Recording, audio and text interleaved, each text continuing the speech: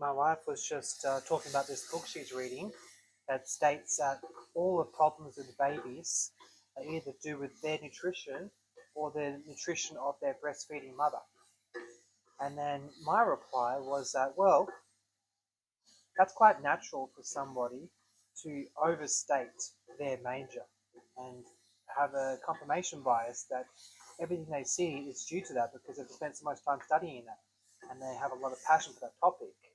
And it's like, for example, a clinical psychologist like Jordan Peterson, for example, it's an interesting video of him where he's talking about how there's these far-right influences with cluster B personality types and that they're just spreading misinformation for their own personal gain.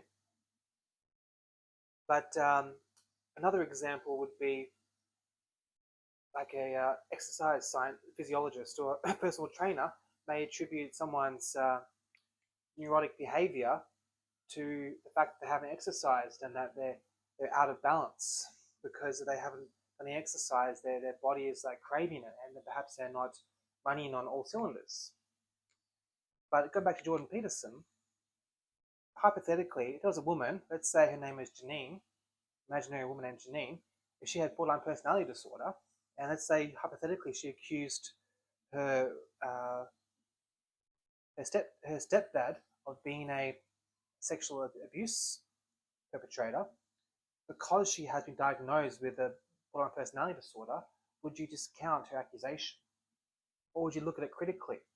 Would you still hear what she has to say and analyze the data